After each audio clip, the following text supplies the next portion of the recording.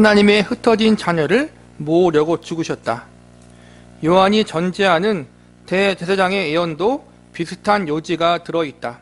한 사람이 백성을 위하여 죽어서 온 민족이 망하지 않게 되는 것이 너희에게 유익한 줄을 생각하지 아니하는도다 하였으니, 이 말은 스스로 함이 아니요 그 해의 대제사장이므로 예수께서 그 민족을 위하시고 또 그 민족만을 위할 뿐 아니라 흩어진 하나님의 자녀를 모아 하나가 되게 하기 위하여 죽으실 것을 미리 말함이러라. 온 세상에 흩어져 있는 하나님의 자녀가 있다. 바로 이들이 앞서 말한 양이다. 아버지가 그들을 아들에게 주셨으며 장차 불가항력적으로 그들을 예수께로 이끄실 것이다. 예수님은 그 사람들을 하나의 양떼로 모으려고 죽으셨다. 요한복음 10장 15절에서부터 16절에도 같은 말씀이 있다. 나는 양을 위하여 목숨을 버리노라.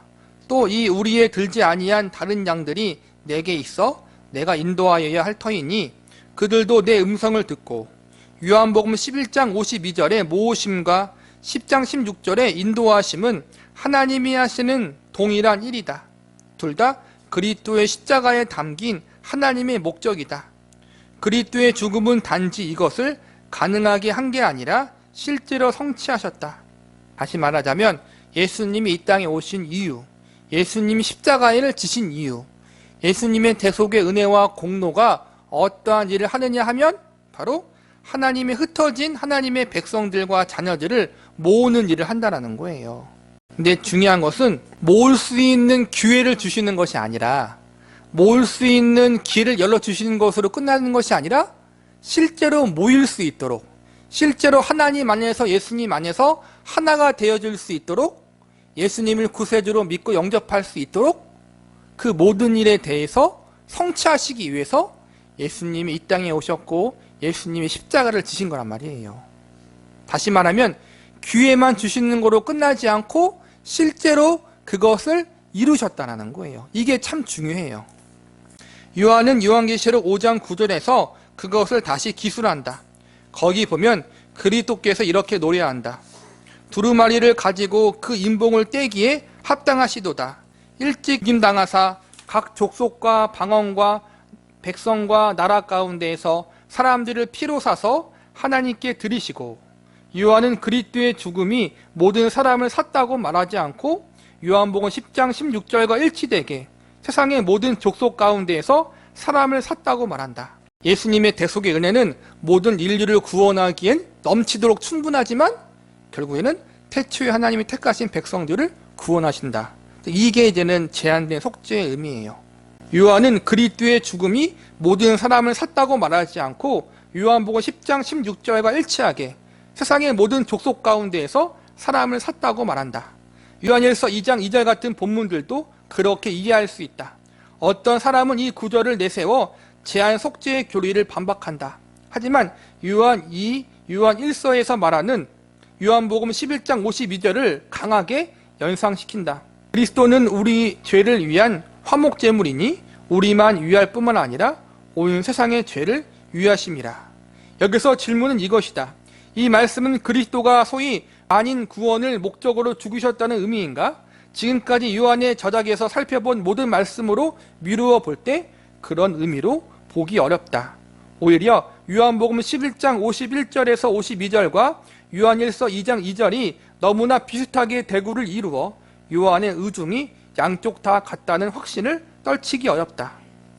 아까 말한 것처럼 요한복음 11장 52절에 보면은 온 세상을 위한 것이라고 이야기하면서 만인을 구원하기 위한 것을 오해할 수 있다는 거예요. 우리가 지난 시간 배웠듯이 만인을 구원하기 위해서 예수님이 십자가를 지신 거라면 여러 가지 오류에 빠질 수 있다는 거예요.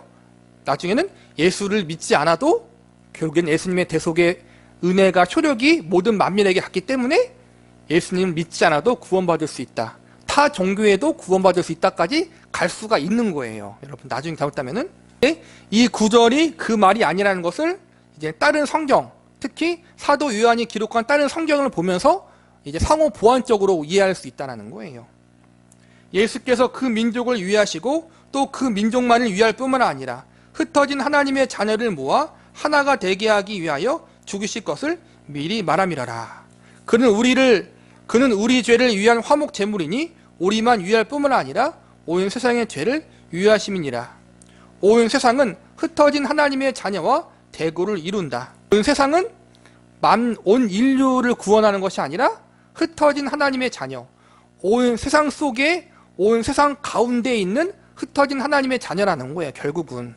따라서 요한일서 2장 2절에서 요한이 하려는 말을 다음과 같이 보는 게 자연스럽다. 그리스도를 통한 하나님의 속죄 사역은 마치 그분의 관심이 유대인이나 어느 한 계층이나 특정 민족에게만 있다는 듯이 국부적인 것이 아니다. 인간의 어떤 집단도 그분이 우리의 죄만 속하셨다라고 말할 수 없다. 아니, 그분의 속죄 사역은 온 세상에서 사람을 모으기 위한 것이다. 또 이 우리에 들지 아니한 다른 양들이 내게 있어. 그러니까 성경에서 지속적으로 온 세상을 이야기하고 세상의 모든 사람을 이야기하는 것은 하나님의 복음에는 차별이 없다는 것을 알려주기 위해서라는 거예요. 쉽게 이야기해서 과거 이스라엘 민족처럼 나는 선민이다라고 말할 수가 없게 하신다는 거예요. 그래서 피부색에 상관없이, 성별에 상관없이, 신분에 상관없이, 배운 곳에 상관없이, 어떠한 민족에 살든 상관없이 복음은 차별 없이 모든 사람들에게 동일하게 예수 그리스도를 통하여 구원을 얻을 수 있다는 것을 알려주신 것이고, 실제로 예수님이 온 족속 가운데서 하나님의 자녀들을 그렇게 은혜로 부르신다는 것을 알려주고 있다는 거예요. 그러니까 내가 구원받았다라고 해서 우리가 자랑할 수도 없고 우리가 교만할 수도 없다는 거예요. 그들은 온 세상에 흩어져 있다. 그분이 바로 이 양을 구속하려고 죽으셨다.